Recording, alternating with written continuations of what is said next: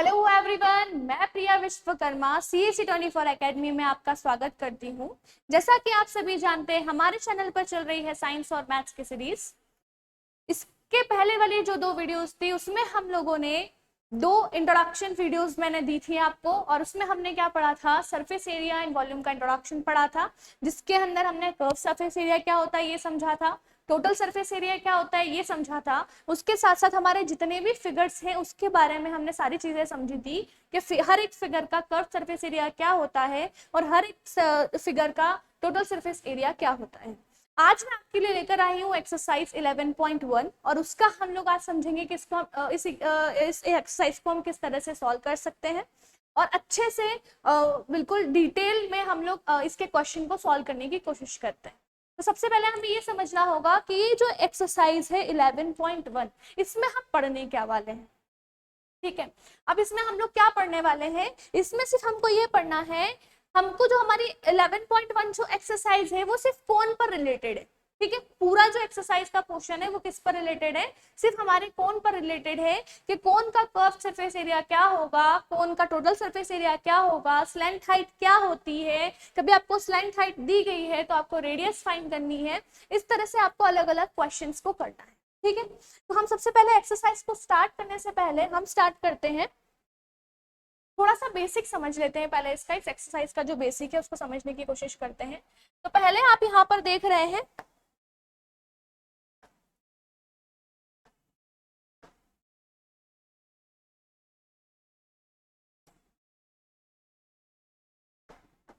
यहाँ पर आप देख रहे हैं कि मैंने आपको एक कोण दिया है। ठीक है, ये रहा आपका कोण। अब इसमें मैंने आपको वो फार्मूले जो हम लोग इसके पहले वाली जो वीडियोस में वो डिराइव कर चुके हैं कि कर्व सरफेस एरिया क्या होता है, टोटल सरफेस एरिया क्या होता है, सिर्फ आज हमें क्या पढ़ना है, स्लैंट हाइट जो है आज हमें पढ़ना है कि स्लैंट हाइट क्या होती है। ठीक है, तो उसके पहले तो आप ये देखिए कि हमारा कोई कोण है। फॉर एग्जाम्पल मैं आपको यहाँ समझाती हूँ, थोड़ा सा अच्छे से समझ में आएगा। मान लीजिए ये हमारा कोण है। ठीक है, ये हमारा कोण है। अब इस कोण में ये जो है इसका ये वाला ये स्फेरिकल पार्ट है, तो जो स्फेरिकल पार्ट है इसकी कोई ना कोई डायामीटर होगा, है ना। हर एक स्फेरिकल पार्ट का कुछ ना कुछ डायामीटर होता है, तो हम ये मान लेंगे कि ये क्या है, इसका डायामीटर है। और आपको ये भी पता है कि जो हमारी रेडियस होती है वो क्या होती है, रेडियस हमारी होती है डायामीटर का आधा। मीन सब जो भी हमारा डायामीटर होता है उसको आपको क्या करना होगा, 2 से डिवाइड करना होगा। तो जैसे मान लो ये पूरा जो है आपका डायामीटर है, तो क्या मैं इसको ऐसे बोल सकती हूँ कि ये आपका क्या हो गया, रेडियस हो गया, बोल सकती हूँ। ठीक है, अब यहाँ पर ये देखिए कि यहाँ से मैं इसकी सिर्फ कोण की हाइट, जो इसका कर्व्ड सरफेस एरिया है उसकी मैंने हाइट बताई, तो ये जो है क्या है, इसकी हाइट है। इतना ही बड़ा क्या होगा, हमारा कोण की हाइट होगी। देख रहे हैं आप, ये क्या होगा, कोण की पूरी क्या होगी, ये क्या होगी, कोण की पूरी हाइट होगी, और ये क्या होगा, इसका रेडियस होगा। आपको ये भी दिखाई दे रहा होगा कि यहाँ पर ये 90 डिग्री का कोण बना रहा है। ठीक है, अब नेक्स्ट, ये आपकी हाइट है, ये आपका रेडियस है, तो ये इसको क्या कहेंगे, जो ये वाला ऐसा तिरछा सा एरिया है इसको क्या कहेंगे, तिरछी सी जो लाइन है, सॉरी, इसको क्या कहेंगे, इसको कहेंगे स्लैंट हाइट। क्या कहेंगे, इसको स्लैंट हाइट कहेंगे। तो हमसे क्वेश्चन में क्या होता है, हमें कभी कभी रेडियस और हाइट दी जाती है और हमसे कहा जाता है कि आपको क्या फाइंड आउट करना है, आपको स्लैंट हाइट जो है वो फाइंड करनी है।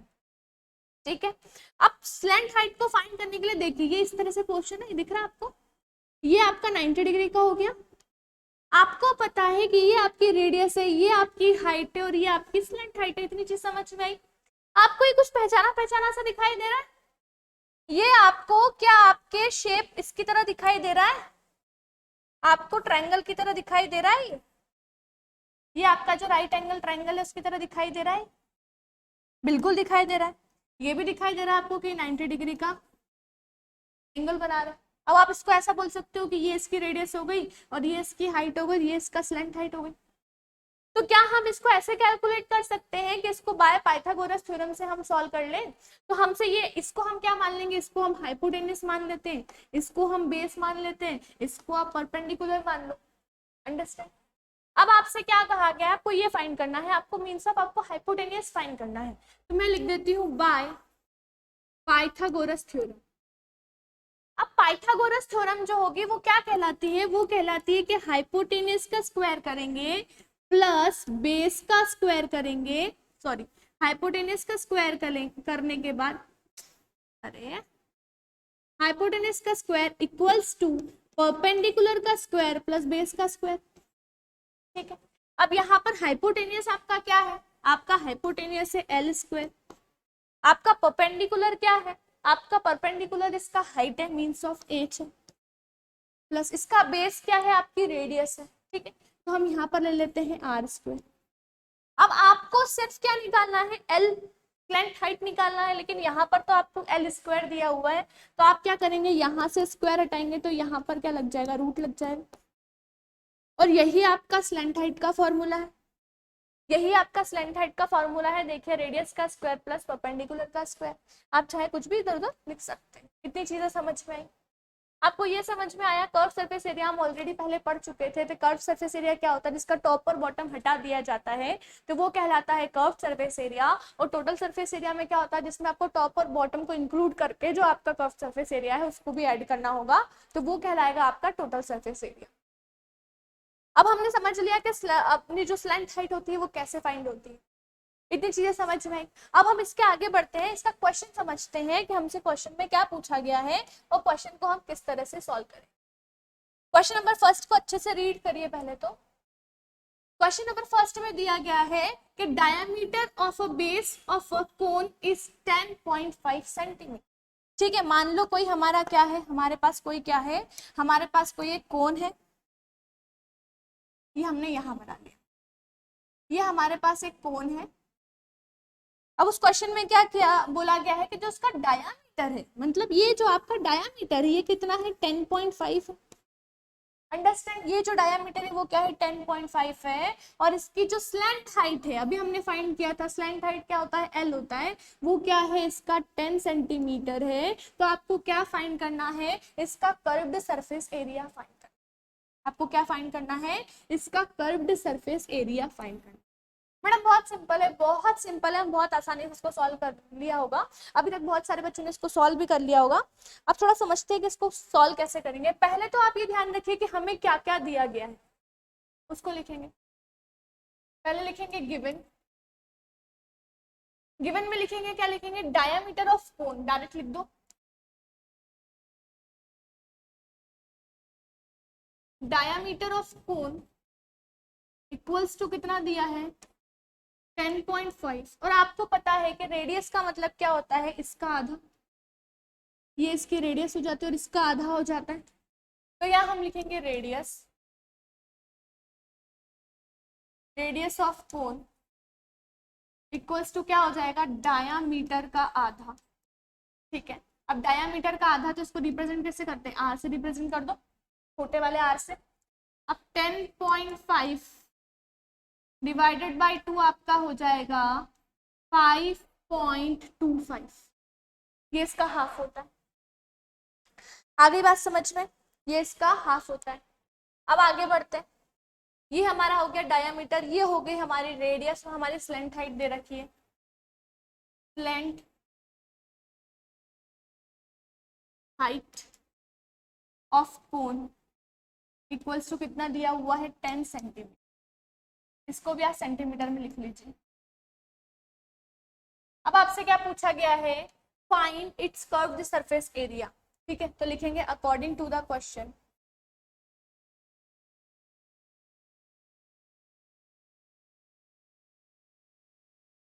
क्योंकि हमसे क्वेश्चन में क्या किया कि आपको क्या फाइंड करना है। अब आपको फाइंड करना है कर्व्ड सरफेस एरिया। और कर्व्ड सरफेस एरिया क्या होता है, कर्व्ड सरफेस एरिया होता है पाई आर एल। अब क्या आपके पास सारी वैल्यूज है, आप इसमें वैल्यूज पुट नहीं कर सकते, डेफिनेटली कर सकते हैं। आपसे कहा गया है कि पाई की जगह पर आपको क्या करना है, 22/7 पुट करना है, तो आपने 22/7 इसमें पुट किया, इनटू रेडियस आपको कितनी दी गई है, 5.25 दी गई है। ठीक है, और स्लैंट हाइट आपको कितनी दी गई है, 10 दी। इतनी चीजें समझ में आई।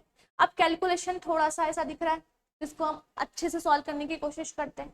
तो आपको कुछ नहीं करना है, आपको क्या करना है, इसका आपने पॉइंट हटाया, तो पॉइंट हटाकर यहाँ पर आपने कितना लिखा, 100 लिखा। इतनी चीज समझ में आई। अब आपको क्या करना है, इस जीरो से इस जीरो को कैंसिल कर दिया, पहली चीज तो ये। अब आपको पता है कि यहाँ पर 22 है और यहाँ पर 10 है, तो ये 2 से कैंसिल हो सकता है, इसको 11 टाइम्स में कैंसिल कर दिया, इसको आपने 5 टाइम्स में कैंसिल कर दिया। अब आपके पास क्या बचा हुआ है, ये 11 बचा हुआ है, ये 5 से आपने कैंसिल किया। आपको ये टर्म भी तो 5 से कैंसिल आउट होते हुए दिख रही है कि ये 5 से आप इसको कैंसिल कर सकते हो। अब जब इसको आपने 5 से कैंसिल किया तो ये कितने बार में जाएगा, 105 टाइम्स में जाएगा। अंडरस्टैंड। अब आपके पास पूरी टर्म में आपके पास क्या बचा है, इधर देख लो, मेरे पास मैडम एक 11 बचा है, 11/7 बचा है, यहाँ पर 105 बचा है, और उसके अलावा मेरे पास कुछ नहीं बचा। ठीक है, अब आप इसको सॉल्व करो तो क्या आपको ऐसा दिखाई दे रहा है, ये 7 1 जा 7, यहाँ से देखो 7 1 जा 7 और 7 5 जा 15। अब आपके पास यहाँ पर क्या बचा है, आपके पास सिर्फ यहाँ पर बचा है 11 × 15। अब आपको मैं 11 से किसी टर्म को सॉल्व करना बताती हूँ कि जब भी आपको किसी टर्म को 11 से मल्टीप्लाई करना है तो आपको कैसे करना है। जैसे कि मैंने यहाँ पर बोल दिया 15 × 11, ठीक है, तो इसको कैसे सॉल्व करना है, आपको कुछ नहीं करना है, आपको पहले इसकी यूनिट डिजिट लिखी, हाँ मैडम लिखी। अब जो टर्म बची हुई है इसको आपको प्लस करना है, तो 1 + 5 कितना हो गया, 6 हो गया। और जो आपकी फर्स्ट वाली डिजिट होगी, ये वाली डिजिट, उसको एज इट इज आपको लिखना है, तो आपका आंसर आ जाएगा 165। ठीक है, एक बार और देख लेते हैं, कोई सा और क्वेश्चन ले लेते हैं, हम ले लेते हैं 235 मल्टीप्लाई बाय 11। अब 11 करने के लिए मैंने आपसे क्या कहा, पहले लास्ट डिजिट को आपने लिखा 5, इस टर्म को आपने क्या किया, प्लस किया। ठीक है, 3 + 5 कितना हो गया, 8 हो गया। अब हम क्या करेंगे, इस टर्म को इससे प्लस करेंगे, तो ये क्या हो गया, ये फिर ये कितना हो गया, 5 हो गया। और ये वाली फर्स्ट डिजिट जो आपकी थी उसको आपको एज इट इज लिखना है। इतनी चीज समझ में आई, नहीं समझ में आ रहा तो एक बार चेक कर लो क्या मेरा आंसर बिल्कुल सही है या नहीं। 2 3 5 11, 5 से मल्टीप्लाई करो, 5 3 2 5 3 2 5 8 5 2। ठीक है, तो इस तरह से आपको क्या करना है, एक क्वेश्चन और करते हैं, समझ में आएगा। 11 से डिवाइड करने के बारे में आपको ऐसे ही सोचना है, कैसे करना है देखिए। मान लो मैंने कोई नंबर ले लिया 1 4 3 2, ठीक है, इसका मल्टीप्लाई मुझे किससे करना है, 11 से करना। कितना भी बड़ा नंबर आप ले सकते हो, पहले आपने last digit as it is लिखी, बिल्कुल लिखी। अब इस टर्म का सम करके लिख दिया 5, फिर इस टर्म का सम करके लिख देंगे 7, फिर इस टर्म का सम करके लिख देंगे 5, और जो फर्स्ट वाले डिजिट है उसको वापस एज इट इज लिख देंगे। तो ये आपका क्या हो जाएगा, आंसर हो जाएगा। नहीं समझ में आ रहा, एक बार चेक कर लो, जब तक अच्छे से समझ में ना आए चेक कीजिए। 2 3 4 1, वापस करेंगे 2 3 4 1, सम कर दो 2 5 7 5 1। ठीक है, आई इतनी बात समझ में। तो जो मैं नेक्स्ट वाले क्वेश्चन की बात कर रही हूँ, मैं क्या कर रही थी, मैं आपको ये समझा रही थी यहाँ पर कि यहाँ पर हम क्या करेंगे, इसका मल्टीप्लाई कर देते हैं। तो मैं कुछ नहीं करना है, ये जो लास्ट वाली डिजिट है, ये जो लास्ट वाली डिजिट है, इसको मैंने एज इट इज लिखा, इसका मैंने सम किया, 1 + 5 कितना हो गया, 6 हो गया। और पहले वाला नंबर कौन सा है, 1, तो हमने एज इट इज 1 लिख दिया। ठीक है, तो ये जो इसका कर्व सरफेस एरिया आ गया है 165, और सारे कितने हैं, सेंटीमीटर में है, तो हम इसको क्या लिख देंगे, सेंटीमीटर स्क्वायर। इतनी चीजें समझ में आई, इतना समझ में आया, पहला वाला क्वेश्चन समझ में आया। कोई डाउट हो तो कमेंट सेक्शन में आप कमेंट कर सकते हैं। ठीक है, नेक्स्ट आगे बढ़ते हैं क्वेश्चन नंबर 2 पे। क्वेश्चन नंबर 2, अब क्वेश्चन नंबर 2 में क्या है, क्वेश्चन नंबर 2 में आपको दिया गया है, find the total surface area of cone if slant height is 21 and diameter is 24। वही वापस से वही वाला हो गया, क्या हो गया, ये हमने लिया एक कोन, ठीक है, अब इस कोन में इसका जो स्लैंट हाइट है वो क्या है, 21 है, और इसका जो डायामीटर है वो कितना है, 24। तो तो आपको ये चीज पता चल गई कि ये 24 है तो इसकी रेडियस कितनी होगी, 12 होगी। इतनी चीजें समझ में आई। बस हमको अब जो गिवन दिया गया है वो आपको लिखना है given.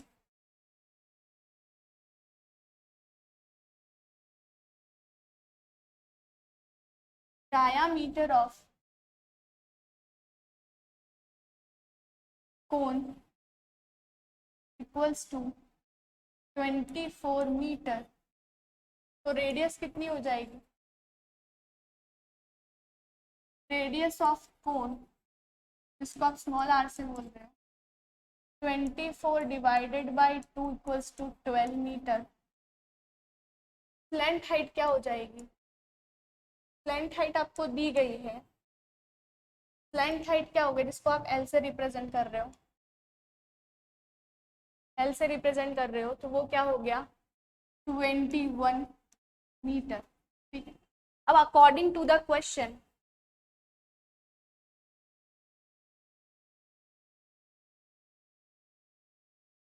According to the question, according to the question आपको क्या दिया गया है, आपको फाइंड करना है total surface area of cone. और total surface area of cone का फॉर्मूला क्या होता है, total surface area of cone का फॉर्मूला होता है pi r l plus r. ठीक है, तो बस एज इट इज जो वैल्यूज है वो हम इसमें पुट कर देते हैं। पाई की वैल्यू हम लिखते हैं 22/7 इंटू आर कितना हो गया हमारा 12 हो गया, और यहाँ पर हमारा रेडियस कितना हो गया, सॉरी आपका जो एल है वो स्लैंट हाइट कितना है 21 प्लस यहाँ पर रेडियस कितना हो गया 12 हो गया।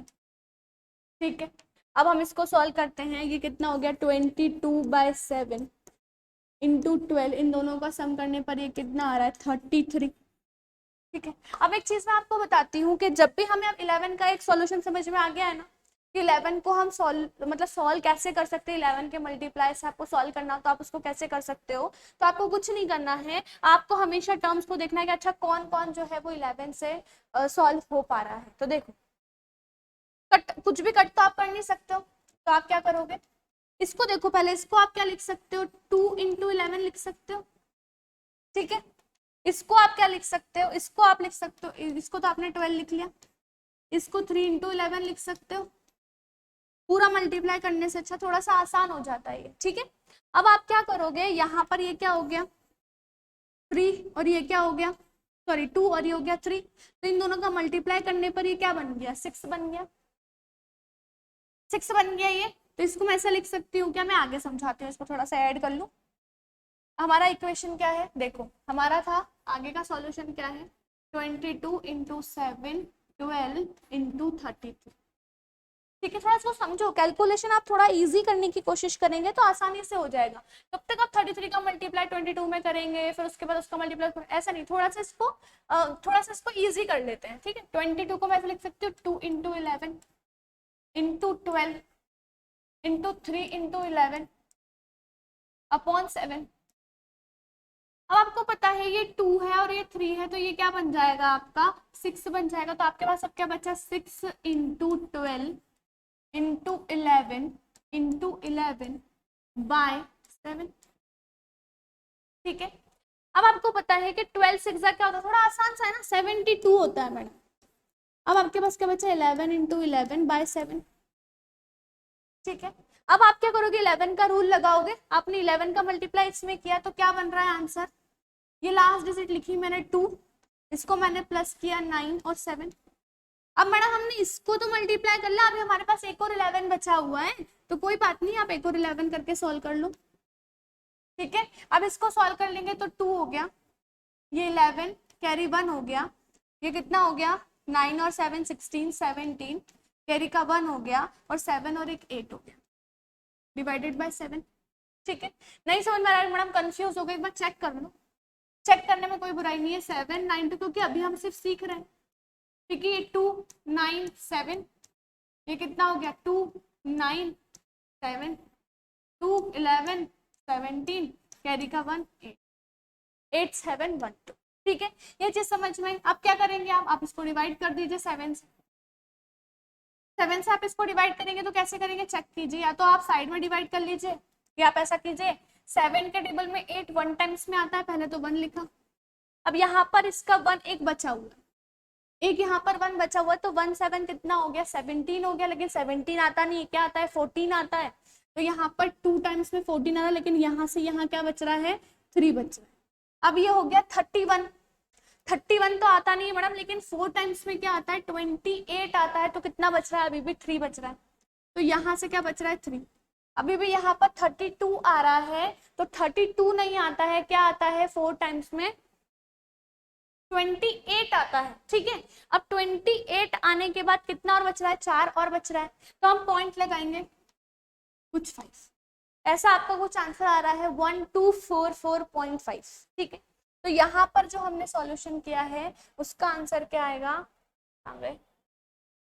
क्वेश्चन नंबर 7, इसका आंसर क्या आ रहा था, आपका आंसर आ रहा था यहाँ पर, हाँ यहाँ पर आपका आंसर आ रहा है, क्या आंसर आ रहा था 1244.5, 1244.5, और ये सब क्या चल रहा है मीटर में चल रहा है, तो ये क्या हो जाएगा मीटर स्क्वायर हो जाएगा। नहीं मैडम हमको तो ऐसा समझ में नहीं आ रहा है, तो आप क्या करो, आप डायरेक्ट जो आपका डिवाइड करते हो आप ऐसे डिवाइड कर लो, कोई प्रॉब्लम नहीं है। कैसे करेंगे डिवाइड सिखा दें, एक बार देख लो, 8712 ऐसा आप लोग कर लेंगे, और फिर भी एक बार थोड़ा अच्छे से समझने की कोशिश करेंगे।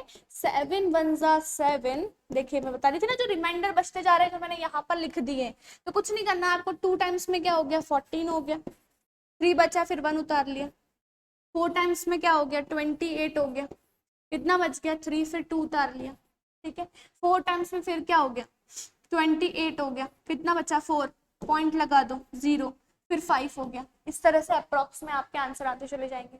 इतनी चीज समझ में आई, कोई डाउट है, मुझे नहीं लगता कोई डाउट होगा इसमें। अब मैंने आपको हर एक तरफ से समझा दिया है, कैलकुलेशन आप कितना इजी कर सकते हो मैंने आपको उस तरह से भी समझा दिया है, या फिर आप चाहो तो आप डायरेक्ट सॉल्यूशन भी कर सकते हो, जो मल्टीप्लाई और डिवाइड करके मैंने आपको बताया, ठीक है। तो ये चीज समझ में आई, कोई डाउट है क्या इसमें, कोई डाउट हो तो आप कमेंट सेक्शन में मुझसे पूछ सकते हो। नेक्स्ट क्वेश्चन की तरफ बढ़ते हैं, question number 3।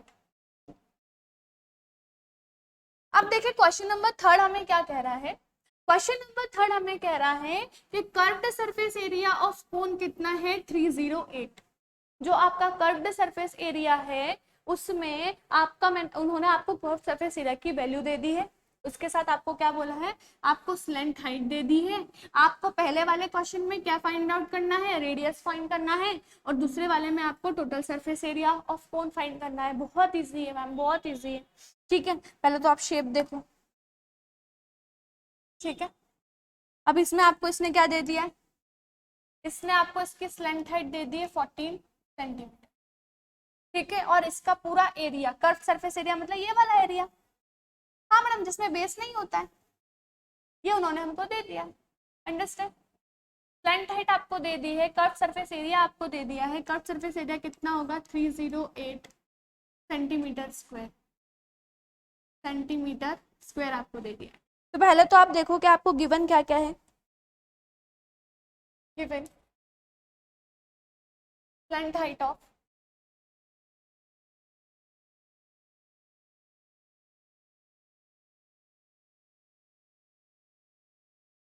Of cone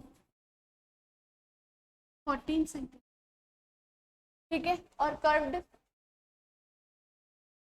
surface area of cone 308 centimetre square, ठीक है। यहाँ दिन नहीं दिख रहा है क्या, दोस्तों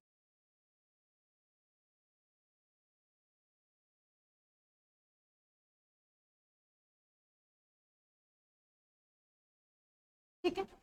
अब आपसे क्या पूछा गया है, पहले वाले में आपको क्या फाइंड करना है, आपको फाइंड करना है रेडियस, क्या फाइंड करना है आपको, रेडियस फाइंड करना है। तो आपको क्या दिया हुआ है, आपको दिया हुआ है curved surface area of cone और आपको पता है कि curve surface area of cone का फॉर्मूला क्या होता है, पाई आर एल। और आपको कर्व सरफेस एरिया की पूरी वैल्यू दे रखी है 308। पाई की वैल्यू आप पुट कर दो 22/7। रेडियस हमको पता नहीं है इसलिए इसको हम आर डिनोट कर रहे हैं। यहाँ पर एल एल एल आपको दे दिया है कितना, 40। ठीक है, पहले एक थोड़ा सा कैलकुलेशन कर लेते हैं, क्या कर लेते हैं, 7 से इसको कैंसिल करके यहाँ पर आ जाता है हमारा 2। अंडरस्टैंड। अब यहाँ पर क्या होगा, 308 equals to 22 into R into 2। ठीक है, आप कुछ मत करो, इन टर्म्स को नीचे लेकर आ जाओ। 308, देखिए यहाँ पर ये आर के साथ मल्टीपल में है। आपको हमेशा ध्यान रखना है कि जब भी आपसे कोई वैल्यू पूछी जाए, फॉर एग्जांपल यहाँ पर आपसे आर पूछा गया है, कहीं कहीं पर आपसे एल पूछा जाएगा, कहीं कहीं पर आपसे और भी बहुत सारी वैल्यूज है जो आपसे पूछी जाती हैं। जैसे कि आपसे वेरिएबल्स की जो है वो वैल्यू आपसे पूछी जाती है हर एक, जब आप एल्जेब्रिक पढ़ते हैं, पॉलिनोमियल पढ़ते हैं और आप क्वाड्रेटिक इक्वेशंस पढ़ते हैं, तो उसके अंदर क्या होता है, आप वेरिएबल्स की वैल्यूज को फाइंड आउट करते हैं। तो एज इट इज यहाँ पर आपको क्या फाइंड करना है, आर की वैल्यू फाइंड करना है। तो जो वैल्यू जो आपको फाइंड करना है ना, सिर्फ उसको आपको फोकस करना है, बाकी सबको आपको ब्लर करते हुए चलना है। शादियों में नहीं जाते हैं हम, हमें सिर्फ गुलाब जामुन खाना होता है तो सिर्फ उसी का स्टॉल दिखाई देता है, बाकी सब ब्लर हो जाता है ना, सिर्फ वही दिखा, पूरा फोकस वही है कि मुझे वहीं जाना है। बस एज इट इज जिसकी हमें वैल्यू चाहिए, मीन्स ऑफ हमें आर की वैल्यू चाहिए, तो वो बिल्कुल उस पर आप फोकस करके चलेंगे, बाकी सबको क्या कलर कर देंगे, ब्लर कर देंगे। ठीक, तो मुझे सिर्फ आर की जरूरत है, मुझे सिर्फ आर की जरूरत है, तो मुझे इन टर्म्स की कोई जरूरत नहीं है। और जब मुझे इनकी कोई जरूरत नहीं है तो मैं क्या करूंगी, इसको, ये देखो आर के साथ किस में है, मल्टीपल में, तो ये इक्वल्स टू में जाकर जिसमें भी जो वेरिएबल के साथ ना उसका अपोजिट हो जाता है। जैसे कि आर के साथ मल्टीपल में ना, तो नीचे इक्वल्स टू में जाकर ये किस में हो जाएगा, डिवाइड में हो जाएगा। एज इट इज ये भी किस में हो जाएगा, डिवाइड में हो जाएगा। इतनी चीज समझ में आई। अब हम इसको थोड़ा सा समझते हैं कि इसको हमने क्या किया, 22 से डिवाइड करते हैं इसको। तो देखो 22 1 जा 22, ठीक है, फिर 8 जा 22, 1 जा 22 हो गया, और ये हो गया 8 जा, टाइम आ रहा है क्या इसका रेडियस, 22 1 जा 22 तो 8 बचा, हाँ 8 जा, तो ये कितना हुआ, 18/2। अब 2 नीचे तो इसको यहां से कैंसिल कर देंगे, अरे 18 नहीं आएगा, सॉरी सॉरी सॉरी सॉरी, अभी तो मैं सोचू गड़बड़ हो गई, थोड़ा सा गड़बड़ हो गया। देखिए 308 22 इंटू 2, मैं उसको 11 समझ रही हूँ, ठीक है। यहाँ पर ये 1 टाइम्स में जाएगा, और ये कितनी जान 4 टाइम्स में 88 आता ना, 22 4 जा 88 होता है, गलती हो गई सॉरी। अब यहाँ पर क्या हो गया 14/2, तो इसको आप कैंसिल कर देंगे तो क्या बचेगा 7, तो आपकी रेडियस क्या आ गई यहाँ पर 7 सेंटीमीटर। ठीक है, ये तो आपका फाइंड आउट हो गया कि रेडियस क्या हो गई आपकी 7 सेंटीमीटर हो गई। ये आपका जो है क्वेश्चन नंबर फर्स्ट क्लियर हो गया। यहाँ पर क्या हुआ, मैं थोड़ा सा डाउट मुझे ये हो गया कि मैं इसको 11 समझ के कट कर रही थी। ठीक है, तो यहाँ पर आपको क्या समझना है, 22 1 सा 22 मैंने कैंसिल किया, फिर मुझे 88 यहाँ पर बाहर आया, तो 88 जो आया है वो 22 4 टाइम्स में होता है, इसलिए मैंने 14 करके फिर इसको कैंसिल करके 7 आंसर आया, तो आपकी रेडियस क्या आ गई 7 सेंटीमीटर आ गई। समझ में आई, क्वेश्चन नंबर फर्स्ट समझ में आया। तो इससे हम ये समझ गए कि हमारी जो रेडियस है वो क्या आ गई है, हमारी रेडियस जो है वो 7 आ गई। ठीक है, अब हमको सेकंड वाला जो पार्ट है वो करना है, टोटल सरफेस एरिया फाइंड करना है। तो हम इसको पहले तो यहाँ लिख देते हैं कि हमारी रेडियस क्या आ चुकी है, हमारी रेडियस आ गई 7 centimetre, beta they.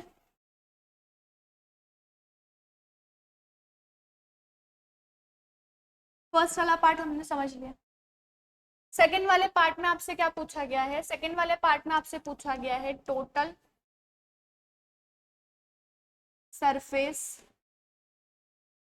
Area of cone. और total surface area of cone का फॉर्मूला क्या होता है, पाई आर, अरे यार, pi r l plus r. ठीक है, तो पाई की वैल्यू क्या हो गई 22/7, इंटू आर की वैल्यू क्या हो गई 7 और एल की वैल्यू क्या हो गई ऊपर 14 प्लस 7, तो ये कितना हो गया 7 से 7 पहले कैंसिल कर दो, ये कितना हो गया 22 इंटू क्या हो गया ये आपका 21। ठीक है, स्लैंट हाइट एल हो गई, रेडियस आर हो गई। ठीक है, ये वैल्यू पुट कर दी। अब इसको आप सॉल्व कर लो, कुछ मत करो। आपको पता है ना यहाँ पर आप क्या करोगे, इस 22 को क्या मान लोगे 2 इंटू 11। ठीक है, तो पहले 2 का मल्टीप्लाई यहाँ पर देख लो, इसको ऐसा लिख लो, फिर 2 इंटू 11 इंटू 21। पहले 2 का मल्टीप्लाई इसमें कर देंगे तो क्या हो जाएगा 42। अब मेरे पास बचा 11 और 11 का मल्टीप्लाई कैसे करना है हमको, बहुत आसानी से हमको पता है मैडम, लास्ट वाली डिजिट लिख दी 2, सम किया 6 और लास्ट वाला किया 4। ठीक है, देखो 2 लिखा, दोनों को सम किया 6 आया और ये 4 लिखा, तो क्या हो गया 464, क्या हो जाएगा ये सेंटीमीटर स्क्वायर। इतनी चीज समझ में आई। क्वेश्चन नंबर 3 में कोई डाउट? देखो हमने क्वेश्चन नंबर 3 में फर्स्ट वाला पार्ट भी सॉल्व कर लिया और हमने इसमें क्या कर लिया सेकंड वाला पार्ट भी सॉल्व कर लिया। अब हम आगे बढ़ते हैं क्वेश्चन नंबर 4 की तरफ। क्वेश्चन नंबर 4 में क्या पूछा गया है, बहुत प्यारा क्वेश्चन है। फोर्थ नंबर जो क्वेश्चन नंबर 4 है उसमें आपसे पूछा गया है, क्वेश्चन नंबर 4 में आपसे पूछा गया है कि आपको क्या बताना है, a conical tent 10 centimetre height. एक आपका टेंट है, सबसे पहले तो आप ये समझो, ही मान लो ये हमारा टेंट हो, तो आपको पता है कि टेंट के नीचे कोई बेस नहीं होता है। टेंट का मतलब सिर्फ उतना सा पोर्शन होता है। ठीक है, टेंट का मतलब क्या होगा, इतना सा पोर्शन, नीचे उसका कोई बेस नहीं होगा। The conical tent is 10 metre height, मतलब ये जो टेंट है इसकी हाइट कितनी है, सॉरी बनी क्या तो बना लेते, इसकी जो हाइट है वो कितनी हो गई 10 मीटर हो गई। और यहाँ पर हम थोड़ी है यार, क्वेश्चन गलत लिख दिया है क्या मैडम, यहाँ पर सेंटीमीटर आएगा, सेंटीमीटर है यहाँ पर 2 सेंटीमीटर। ठीक है, यहाँ पर जो है ये 10 मीटर की दी गई है, उसके साथ साथ उन्होंने क्या बोला है, यहाँ पर जो रेडियस है वो क्या दी गई है 2 सेंटीमीटर दिया गया। ठीक है, 2 सेंटीमीटर दिया गया है और आपको क्या फाइंड करना है, आपको इसकी स्लेंथ हाइट फाइंड करना है। उसके साथ साथ आपको क्या फाइंड करना है, इसमें जो कॉस्ट है, मतलब जो इसमें टेंट बनाने में जो कैनवास आपको रिक्वायर्ड हो रहा है उसकी 1 मीटर स्क्वायर की जो कॉस्ट है वो 70 है। तो जितना मीटर भी आपको वो एरिया कवर करना है तो कितना आपको कॉस्ट लगेगा जब आप टेंट का कैनवास बनाएंगे, मैं समझाती हूँ आगे, पहले इसको समझो। पहला वाला क्वेश्चन हम देखते हैं, सबसे पहले हम गिवन देखें। गिवन क्या लिखो, given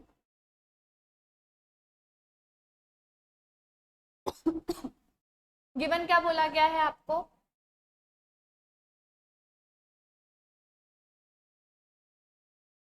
height of cone, height of cone equals to 10 metre. ठीक है, अब जो आपको रेडियस दी गई, रेडियस ऑफ कोन कितनी दी गई है 2 सेंटीमीटर। आपको पता है सारी टर्म्स आपसे मीटर में पूछी गई है, तो आप इसको भी मीटर में चेंज कर लो। अब मीटर में चेंज कैसे करना है, सबसे पहली चीज तो आपको ये पता होना चाहिए कि 1 मीटर का 1 मीटर के बराबर होता है 100 सेंटीमीटर के बराबर होता है। ठीक है, जब आपको 1 सेंटीमीटर की वैल्यू निकालनी है मतलब आप क्या करेंगे 100 से डिवाइड करेंगे। तो एज इट इज मैं इसमें क्या करती हूँ 2 में 100 का डिवाइड कर देती हूँ, तो यहाँ पर क्या हो गया 0.02 मीटर। ठीक है, तो मुझे क्वेश्चन चेक करने दो, शायद टाइप में गलती हो गई, just a second, wait a minute, थोड़ा सा चेक कर ले क्वेश्चन में गड़बड़ तो नहीं है, या डीएम वगैरह कुछ पूछा है ना, हो सकता है डाउट हो, कंफर्म कर लेते हैं एक बार।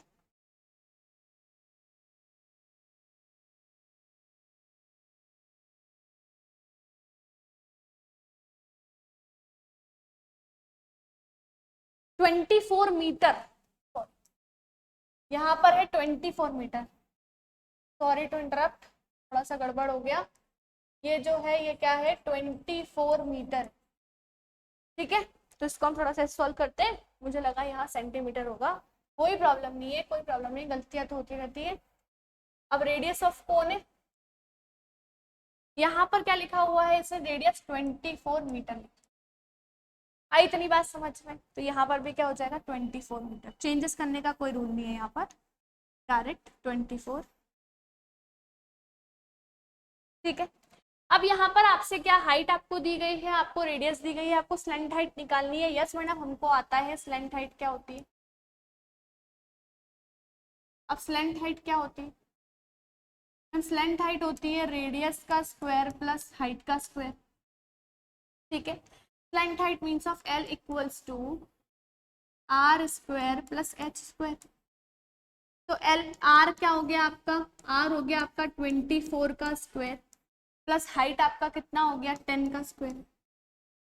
अंडरस्टैंड? अब आपको ये पता होना चाहिए कि 24 का स्क्वायर क्या होता है। मुझे पता है 576 होता है, पर आपको इसको कैलकुलेट करना है। इससे बड़े बड़े आपके क्या आ जाते हैं, आपके बड़े बड़े स्क्वायर आ जाएंगे, तो आप उसको कैसे सॉल्व करोगे। आपको कुछ नहीं करना है, जरा देखिए, मान लो मैंने आपसे कहा 24 का स्क्वायर निकालिए। क्या निकाल रहे हैं, 24 का स्क्वायर निकाल रहे हैं। अब 24 का स्क्वायर निकालने के लिए यहाँ पर क्या करेंगे, पहले लास्ट वाले इसको दो चीज में ब्रेक कर, लास्ट वाले टर्म को क्या लिखेंगे, इसका स्क्वायर करेंगे तो क्या होगा 16, और इस वाले का स्क्वायर करेंगे तो क्या हो जाएगा 4। अंडरस्टैंड? अब हम क्या करेंगे, ये इतना एक स्टेप हो गया। अब हमेशा ये लास्ट वाले डिजिट को हमेशा आपको छोड़ना होगा, इसके नीचे आपको कुछ नहीं लिखना होता है। अब आप क्या करेंगे, इसका मल्टीप्लाई इसमें करेंगे तो क्या हो जाएगा 4 2 जा 8 और 8 2 जा कितना हो गया 16। तो आपका आंसर क्या आ गया 576। ये तो इसका क्या होता है स्क्वायर होता है। आगे बात समझ में? मान लो कभी मैंने यहाँ पर ले लिया 26, अब क्या कर रही हूँ मैं, वापस से ब्रेक कर रही हूँ, ये किसका स्क्वायर है, तो ये क्या हो गया 36 हो गया। ठीक है, अब ये क्या हो गया 4 हो गया।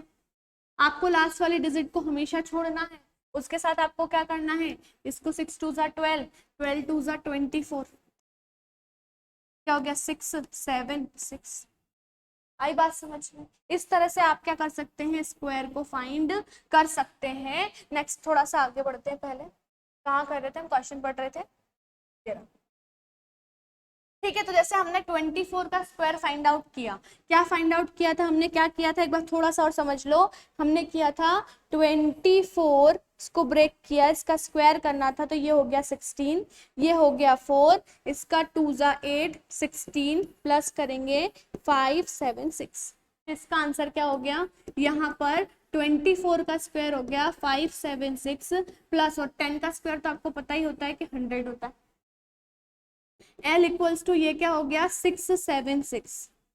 ठीक है, या तो आप प्राइम फैक्टराइजेशन कर कर निकाल लीजिए, तो वो 26, मतलब इसका जो स्क्वायर है वो क्या आएगा आपका, इसका प्राइम फैक्टराइजेशन करने पर क्या आता है, प्राइम फैक्टराइजेशन करने पर आएगा आपका 2 इंटू 2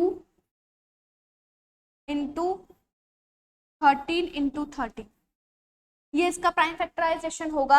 अब प्राइम फैक्टराइजेशन होगा तो ये बाहर हो जाएगा, क्या हो जाएगा 2 इंटू 13, तो आंसर क्या हो जाएगा 26। आपको पता है बाहर सेम सेम पेयर आते हैं, तो मैंने बाहर निकाला 2 और 13 और ये हो गया 26। तो आपका जो स्लेंट हाइट है, जो आपकी स्लेंट हाइट है उसकी वैल्यू क्या आएगी, स्लेंट हाइट की वैल्यू आएगी 26। ठीक है, स्लेंट हाइट की जो वैल्यू है, स्लेंट हाइट की वैल्यू क्या आएगी 26 आएगी। इतनी चीज समझ में आई? अब हम आगे का क्वेश्चन करते हैं। यहाँ पर आपने स्लेंट हाइट समझ ली, तो मैं यहाँ पर क्या स्लेंट हाइट की जगह पर लिख सकती हूँ L इक्वल्स टू 26 मीटर कर दूँ। ठीक है, मैं इसको रब कर देती हूँ।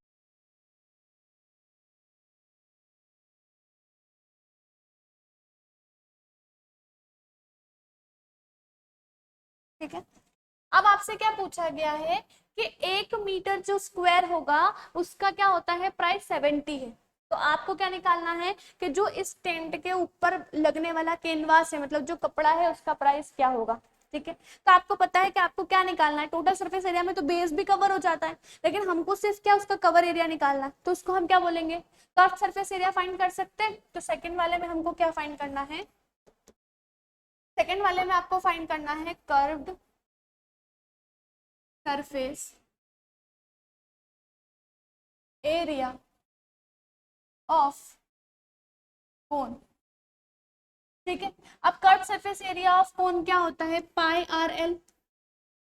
ठीक है, अब पाई आर एल होता है तो पाई की वैल्यू क्या हो गई 22/7 इंटू आर की वैल्यू क्या हो गई आपकी 24 इंटू आपकी एल की वैल्यू क्या हो गई 26।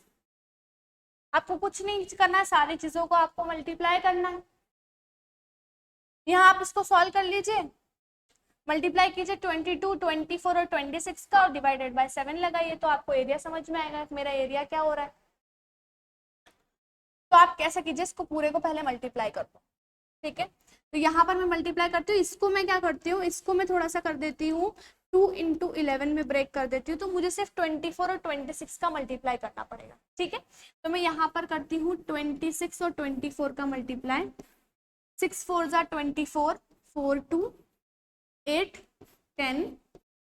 ठीक है, यहाँ क्या हो गया ये 12 कैरी का 1 4 और 5, तो कितना आएगा 4 2 6 624 6 4 24 2 8 10। ठीक है, 12 कैरी का 1 4 और एक 5। ठीक है, तो इसका मल्टीप्लाई करने पर क्या आ गया 624 इंटू 2 इंटू 11 डिवाइडेड बाय 7। अब आप क्या करेंगे, इसका 2 से मल्टीप्लाई कर लो। अब 2 से मल्टीप्लाई करते तो यहाँ क्या करेंगे 8, ये हो गया 4 और ये हो गया 12 इंटू 11 डिवाइडेड बाय 7। अब आपको 11 हमारे पास मैजिक है, हमको 11 का मल्टीप्लाई करते आता है मैडम, बिल्कुल आता है, कर लीजिए। क्या होगा आंसर, यहाँ कर देते हैं 8 लिखा, 8 4 कितना हो गया 12 कैरी का हो गया 1, फिर क्या हो गया ये यहाँ पर हो गया 12 कैरी का 1, 8 लिखा 12 कैरी का 1 6 और एक 7 है ना, ये हो गया 3 और ये हो गया 1 और डिवाइडेड बाय 7। तो ये आपका क्या हो गया मीटर स्क्वायर, मतलब इतना मीटर स्क्वायर जो है वो उसका एरिया है, कर्व सरफेस एरिया उसका इतना कवर कर रहे हैं। ठीक है, तो अब 1 मीटर स्क्वायर में 70 रुपए लग रहे हैं, तो इतने मीटर स्क्वायर में कितना लगेगा उसको कैलकुलेट करना है। इतना हो, चलो आगे वाले पेज पर कर लेते हैं, या फिर मैं साइड में सॉल्व कर दूं, यहीं पर आप दे, यहाँ चलो ठीक है, फर्स्ट वाला हो गया, आगे देख लेते हैं। ठीक है, अब जैसे कि आपको पता है कि 137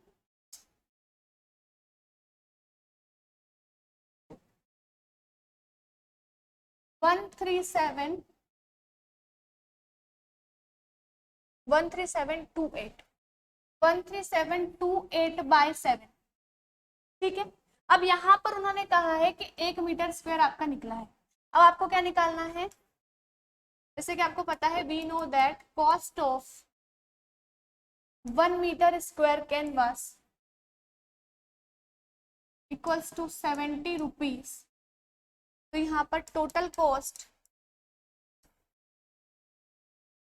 of 13728/7 metre square canvas equals to 70 into 13728/7।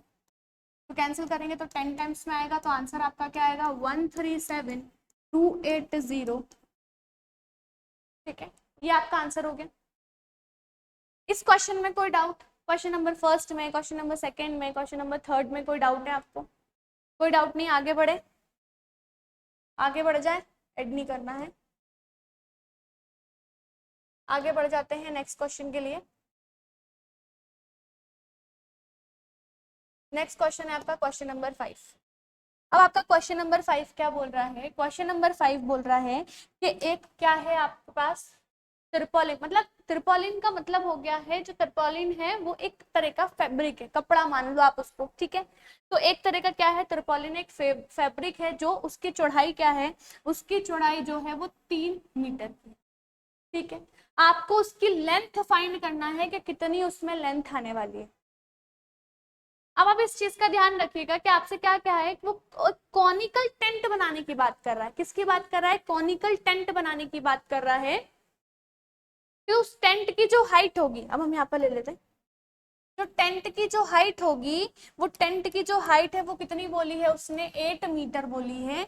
मतलब ये जो हाइट है ये क्या है, 8 मीटर है। उसके साथ साथ उसने उसकी रेडियस बोल दी है, कितनी बोल दी है, 6 मीटर बोल दी है। तो आपको बताना है, और इसके अंदर क्या हुआ, सारा कैलकुलेशन करने के बाद इसके पास जैसे मान लो उन्होंने टेंट बनाया होगा, ठीक है, तो कुछ मार्जिन रखने पर या फिर कुछ एक्स्ट्रा जो है वो कपड़ा बच गया, और वो कितना बच गया है, 20 मीटर बच गया है। तो उनको ये बताना है कि पूरा लेंथ उस कपड़े की, मतलब टोटल जो लेंथ थी वो कितनी थी।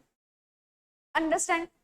उसमें से भी कितनी, 20 मीटर के आसपास का जो थोड़ा पोर्शन है, जो देखो यहाँ पर लिखा हुआ है, assume that the extra length of material, जो उस मटेरियल की जो लेंथ है कुछ, वो एक्स्ट्रा कितनी, एक्स्ट्रा 20 मीटर उसकी लेंथ थी।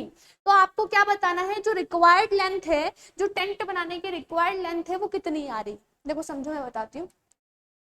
मान लो ये आपका टेंट है, आपने इस पर फैब्रिक लगाया, आपने जो इस पे फैब्रिक लगा रहा है, इसकी जो चौड़ाई है, इसके जो फैब्रिक की चौड़ाई है वो तो 3 मीटर है ही सही, लेकिन इसकी लेंथ आपको नहीं पता कि लेंथ कितनी आ रही, ठीक है। अब उन्होंने बोल दिया कि लेंथ हमें नहीं पता, लेकिन हमें सिर्फ इतना पता है कि इसमें जो एक्स्ट्रा आपका फैब्रिक बचा हुआ है, जो शायद मार्जिन में आ गया होगा, सिलाई वगैरह में आ गया होगा, वो 20 मीटर के आसपास का है, ठीक है। तो आपको इसकी क्या करना है, लेंथ फाइंड करना है।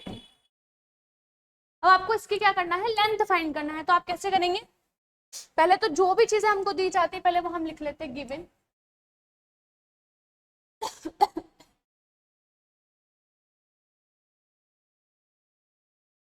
क्या मतलब, क्या लिखो,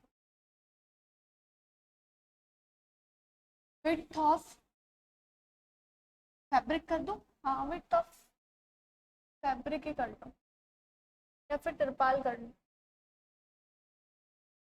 मटेरियल कर लो, ठीक है। विड्थ ऑफ मटेरियल 3 मीटर हो गया। हाइट ऑफ टेंट, जो हम टेंट बना रहे हैं, हाइट ऑफ टेंट कितना हो गया, 8 मीटर। और उसकी रेडियस, रेडियस ऑफ टेंट कितना हो गया, 6 मीटर। अब आपसे क्या पूछा गया है, तो आपको ये चीज पता होगी कि जैसे मान लो मैंने यहाँ पर एक ऐसा फैब्रिक लिया, ठीक है, ऐसी फैब्रिक होगा, उसकी विड्थ बोली मतलब चौड़ाई बोली है, चौड़ाई बोली है मतलब कुछ रेक्टेंगल जैसा ही कुछ होगा।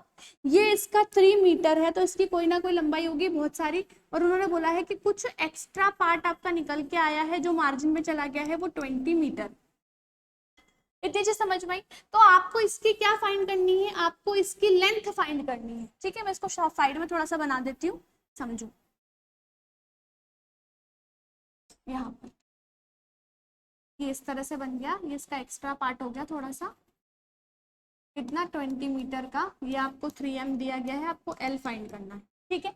अब आपको ये चीज पता है कि ये एक रेक्टेंगल है, रेक्टेंगल है।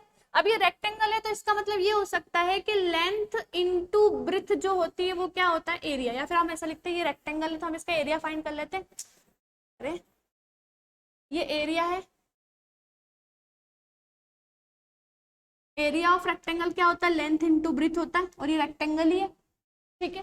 तो इसमें आपको एरिया हमें नहीं पता है, अभी तो सिर्फ हम एरिया लिखेंगे, हमें सिर्फ क्या पता है, हमें सिर्फ इसकी ब्रेथ पता है। तो area equals to length into breadth क्या है, 3 मीटर। तो हम क्या करें, हमें सिर्फ एल फाइंड करना है। मैंने आपसे कहा जो आपको वैल्यू फाइंड करनी होती है आप उसको फोकस करेंगे, बाकी सारी चीजों को क्या कर देंगे, ब्लर कर देंगे। तो आपको इसको ब्लर करना है तो क्या करेंगे, यहाँ हो गया area bye 3 into L. Understand. अब ये बताइए, जो एरिया है मतलब ये जो पूरा कपड़ा है ये किस पे कवर होने वाला है, ये उस कोन पर कवर होने वाला है, बेस पर तो कवर नहीं होगा, सिर्फ क्या होगा, उस कोन के उस पे कवर होगा, ठीक है। और उसके बाद भी जो एक्स्ट्रा उन्होंने मार्जिन वगैरह का भी आपको 20 मीटर अलग से बता दिया है कि वो 20 मीटर है। तो आपको पता है कि जो एरिया होगा, एरिया का मतलब क्या होगा, आपका कर्व्ड सरफेस एरिया ही तो हो सकता है। क्या होगा, आपका एरिया जो है वो कवर कर रहा है, मतलब ये कर्व्ड सरफेस एरिया ही है, ठीक है। तो अब आपका जो कर्व्ड सरफेस एरिया है वो क्या है, आपका कर्व सरफेस एरिया होता है पाई आर एल बाय 3, और लेंथ आपकी फाइंड हो जाएगी। अब ये क्या हो गया, 22/7 इंटू आपका रेडियस कितना है, आपका रेडियस है 6 इंटू आपका आपका स्लैंट हाइट स्लेंथ हाइट नहीं निकाला, पहले स्लेंथ हाइट निकालते हैं हम। ठीक है, इतना समझ में आया? इतना समझ में आया कि ये तो क्या है, इसकी लेंथ है। तो एक काम करते हैं, हम लेंथ को रिप्रेजेंट करते हैं एल से, क्योंकि हमारी स्लेंथ हाइट भी आएगी तो हम इसको रिप्रेजेंट किससे कर देते हैं, एल से रिप्रेजेंट कर देते हैं। अब पहले हम फाइंड करते हैं स्लेंथ हाइट। ठीक है, स्लेंथ हाइट क्या होगी यार, अब स्लेंथ हाइट क्या होगी, स्लेंथ हाइट होती है आपकी, क्या होती है आपको पता ही है, रेडियस का स्क्वायर प्लस क्या हो जाएगा इसमें, हाइट। तो हाइट का स्क्वायर कर देंगे, रेडियस क्या हो गया 6, और 6 का क्या हो जाएगा, ये 6 का स्क्वायर प्लस यहाँ पर हाइट, हाइट मीन्स ऑफ 8 का स्क्वायर। अब यहाँ पर देखिए कि 6 का स्क्वायर मीन्स ऑफ 36 और 8 का स्क्वायर मीन्स ऑफ कितना होता है 64।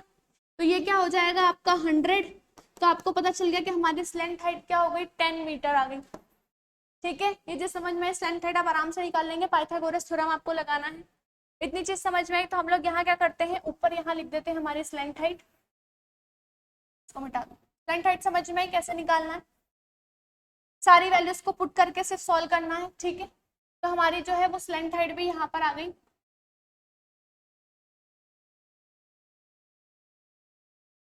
स्लेंथ हाइट, स्लेंथ हाइट कितनी हो गई, 10 मीटर हो गई। अब वैसे सेम मैंने आपसे कहा था एरिया अपॉन आपसे 3 और आपकी लेंथ आपको फाइंड करना थी। तो एरिया आपका क्या था, पाई आर एल अपॉन में 3 इंटू एल, एल ऐसी वैल्यू फाइंड हो रही है। तो हम यहाँ पर क्या करते हैं, इसको L equals to pi means of 22/7 into यहाँ पर क्या हो जाएगा, आर की वैल्यू क्या हो गई आपके 6 हो गई, आपका एल क्या आ गया, आपका एल आ गया 10 आ गया, और नीचे आपका 3 है ऑलरेडी। अंडरस्टैंड, तो हम क्या करते हैं 3 से इसको कैंसिल करते हैं 2 टाइम्स में। ठीक है, तो ये कितना हो गया 440 डिवाइडेड बाय 7, कुछ नहीं किया, 2 का मल्टीप्लाई इसमें किया तो 44 आया, और 0 हो गया, 440 डिवाइड बाय 7 हो गया। अब इसको हम 7 से डिवाइड करते हैं, तो क्या हुआ, हाँ इसको हम क्या कर रहे हैं,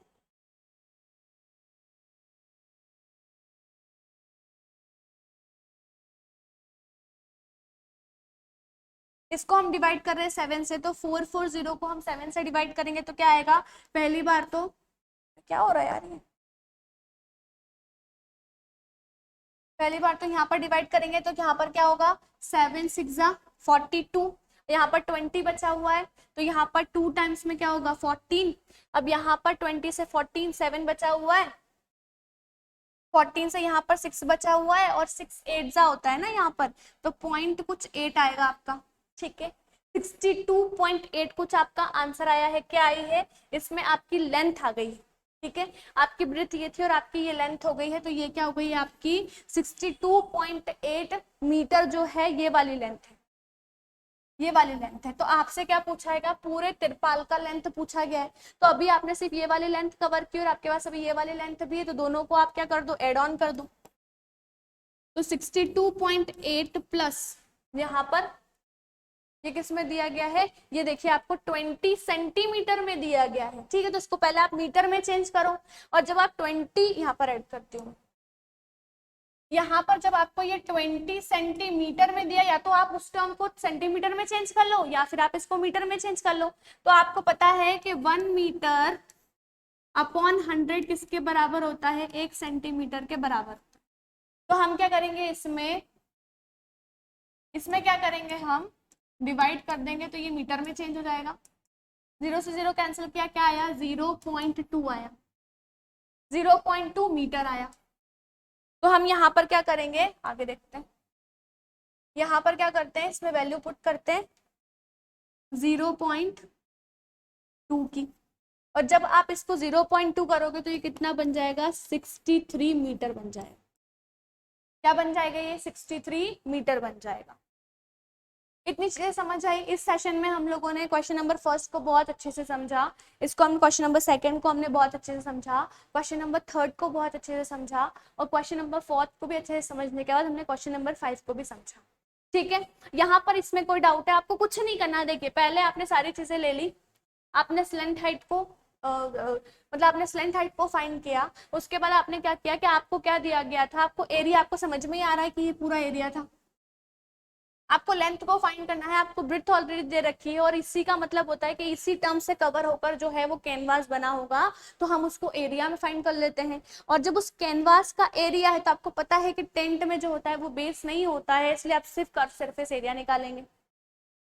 इतनी चीज समझ में आई। अब उसके बाद आप क्या कर रहे हैं यहाँ पर, उसके बाद आपने कुछ नहीं किया, आपने यहाँ पर वैल्यू पुट कर दी। एरिया का मतलब वही कर्व सरफेस एरिया होता है, मतलब पाई आर एल होता है, डिवाइडेड बाय 3 होता है। और उसके बाद जब आपने वैल्यू पुट करके आपका आंसर आया था 62.8 और यहाँ पर होगा 0.2। 0.2 क्यों हुआ, क्योंकि हमने 20 सेंटीमीटर को हमने मीटर में चेंज किया है, और मीटर में चेंज करने के लिए हमने क्या किया, डिवाइड बाय 100 किया, तो हमारा 0.2 मीटर आया। और हमने उसी मीटर को ऐड ऑन करके हमारी जो पूरे फैब्रिक की जो लेंथ है वो हमने फाइंड की। इतनी चीजें समझ में आई। क्वेश्चन नंबर 6, क्वेश्चन नंबर 7 और क्वेश्चन नंबर 8 हम नेक्स्ट वाली वीडियो में कवर करेंगे। उसके साथ साथ हम लोग 30 जो हमारा 11.2 है उसको भी कवर करेंगे। Thank you so much.